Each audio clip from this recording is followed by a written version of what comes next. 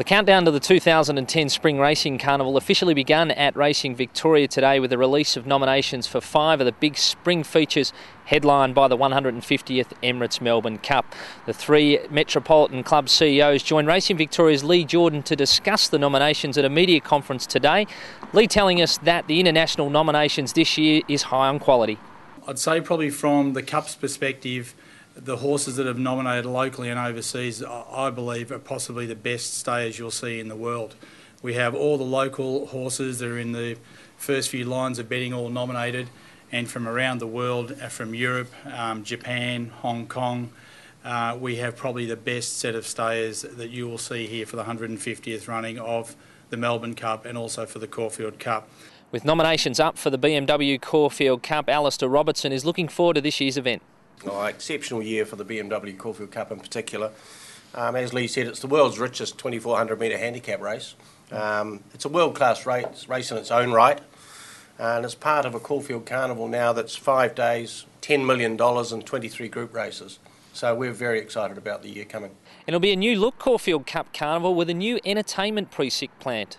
We have a carnival village, and for the first time ever at Caulfield on Guineas Day, Age Guineas Day, we're having a free concert, Evermore Live in concert on the day. Defending champion So You Think and star Queenslander Shootout join Hong Kong galloper Able One as the headline acts for the Tats Cox Plate, which will be run at a new time slot this year. Yeah, shifting it back to 5:35, so we think that'll be a huge boost for the domestic audience leading into the Channel 9 News, of course, but also too it helps take it to a much wider international audience. And with nominations up for the Emirates Melbourne Cup, the race to secure the 150th edition is going to be fierce indeed. But Cummings is the master trainer when it comes to the Melbourne Cup, and he's entered 12 horses in this year's race. Well, he's going to try and win the Baker's dozen, isn't he? 13. Yes. That's I think his ambition. It was certainly straight after Viewed race. I think he talked about the next one, so that's typically Bart, and he's certainly capable of it, as we know. And the VRC are bracing for a big contingent from Japan, with Jaguar Mail and Mina Kitts leading the Japanese nominations at their first attempt since the win of Delta Blues in 2006. A huge amount of work went into actually getting the Japanese horses to come and compete in the Melbourne Cup, and we thought we had it all made when, of course, they ran the Quinella in 2006 and thinking that it would continue on. But, of course, as we know, in 2007 we had that disaster with EI, and they have been itching to come back.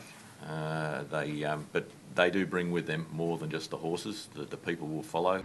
And with all the interest around the 150th Emirates Melbourne Cup, it's no surprise to see that ticket sales are booming. We're up about 150% on public sales at this point compared to last year, and there's even some packages have sold out on Cup Day. Derby Day and Cup Day are particularly strong. Oaks Day starting to grow back again.